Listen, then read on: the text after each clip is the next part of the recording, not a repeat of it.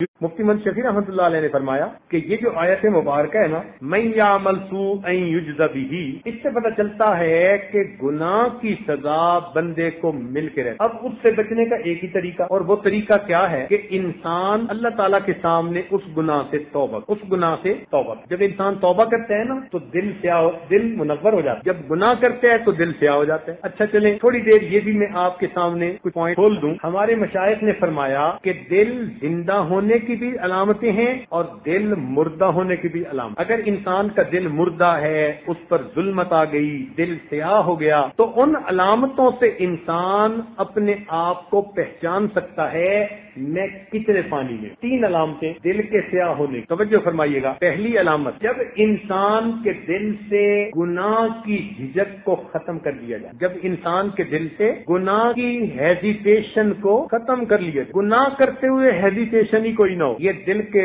سیاہ ہونے کی پہلی علامت۔ پہلے نامحرم کی طرف دیکھتے ہوئے ہیزیٹیٹ کرتا تھا، اب بلا دھڑک دیکھتا ہے، آنکھوں میں آنکھیں ڈال کے باتیں کرتا ہے، وہ جھجک ختم کر دی گئی۔ حلال کا خیال رکھتا تھا، حرام سے بچتا تھا، اب حرام حلال کی تمیز ختم کر دی گئی۔ وہ جو ہیزیٹیشن تھی نا، جھجک تھی، جھجک ہی تو ہوتی ہے جو انسان کو گناہ سے بچاتی ہے۔ کتنے گناہ ہیں انسان جھجک کی وجہ سے نہیں کرتا، اس لیے شریعت نے فرمایا اذا فاتک الحیا اعمل ما شئت، جب حیا تو اس سے رخصت ہو جائے پھر جو چاہے کر، تو وہ حیا نکال لی جاتی، گناہ کی جھجک دل سے ختم کر دی جاتی ہے۔ یہ پہلی علامت۔ دوسری علامت، جب نیکی کرنا انسان کو بوجھل نظر آئے، بس ایک صفحہ قرآن کا پڑھا طبیعت تھک گئی، 2 رکعت پڑھی طبیعت تھک گئی، فرض پڑھے سنتیں پڑھی نفل اللہ کے حوالے، مصیبت نظر آتی ہے۔ جب عبادت بوجھل نظر آنے لگے، یہ علامت ہے کہ دل سیاہ ہو۔ اور تیسری بات کہ اگر اس بندے کو نصیحت کی جائے نا تو اس کو نصیحت کی بات بھی بری لگے۔ آپ کوئی بات سمجھانا بھی چاہے نا تو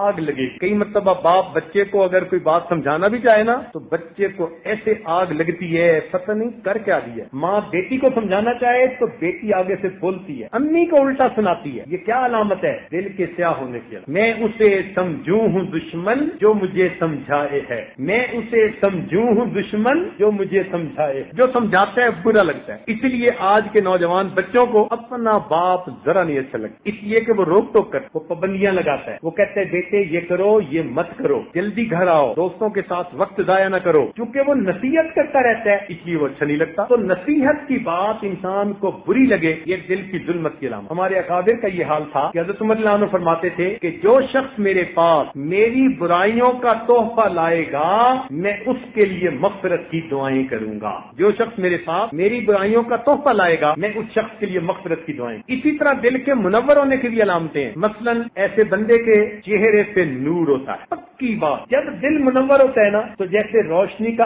عکس پڑتا ہے، اس روشنی کا عکس انسان کے چہرے پہ بھی پڑتا ہے۔ آپ اس بندے کے چہرے کو دیکھیں، آپ کو ویسے ہی سکون ملے گا، ویسے ہی خوشی ملے گی، اطمینان ملے گا۔ اللہ والوں کے چہروں پہ وہ نور ہوتا ہے، وہ سکون ہوتا ہے۔ چنانچہ میں کتنی مرتبہ دوستوں کو کہتا ہوں کہ اللہ والوں کے چہروں کو دیکھو، بہار کی تازگی ہوگی، اور آج کل کے جو باپ دور ہیں ان کے چہروں کو دیکھو تو آپ کو عجیب ان کی بکھرے ہوئے بال، عجیب ان کی شکلیں، اچھل کود رہے ہوتے ہیں بلی کی طرح، ان کے چہروں کو دیکھ کے پتہ چلتا ہے یہ پریشان لوگ ہیں۔ جیسے کسی مالٹے کو نچوڑ کے کوئی پھینک دینا تو جو اس کی شکل ہوتی ہے وہ ان کی شکل ہوتی ہے۔ یہ کیا چیز ہوتی ہے؟ یہ گناہوں کا وبال ہوتا ہے۔ تو نیکی کی علامت دل میں سرور ہوتا ہے، چہرے پہ نور ہوتا ہے۔